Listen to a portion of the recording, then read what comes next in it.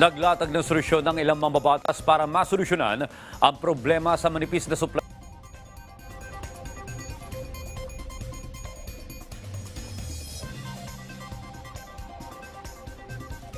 May Zulweta ang maayos at tuloy-tuloy na supply ng kuryente. Hassle kasi pag nag-brown out, sobrang init pa kung walang electric fan. Kaya naman hiling ni May kahit manipis ang supply ng kuryente ngayon sa iba't ibang panig ng bansa, sana'y magawan ito ng paraan ng mga otoridad.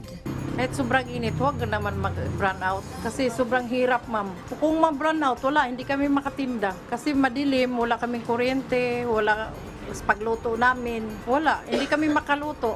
Dito sa Kamara, may iba't ibang mungkahi ng inilatag ang mga mambabatas para matugunan ang problema sa supply ng kuryente na nataon pa ngayong sobrang init ng panahon. Para kay Bukidnon 2nd District Representative Jonathan Keith Flores, napapanahon na para paramihin pa ang power sources sa bansa. Well, sa Mindanao nga medyo mainit din until now, but the supply of the electricity talaga should be planned ahead kasi 'di ba, as the population grows, dapat tayo din in advance naghahanap na ng other sources of electricity. So I think renewable is a way to go, and I think we should focus on that also.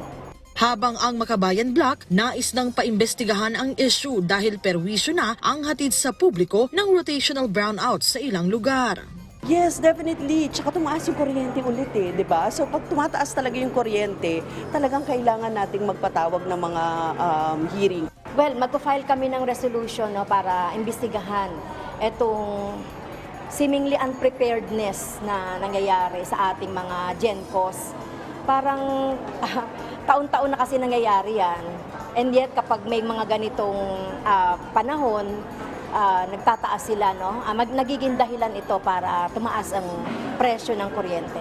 Si Quezon City 5th District Representative PM Vargas naman, pinaalalahanan din ang publiko laban sa mga sakit na maaaring makuha ngayong sobrang init. Sa April 29 nakatakdang magbalik sesyon ang Kongreso at pagtitiyak ng mga mambabatas, tututukan nila ang pagtugon sa mga pangangailangan ng ating mga kababayan. Melalas Moras para sa Pambansang TV sa Bagong Pilipinas.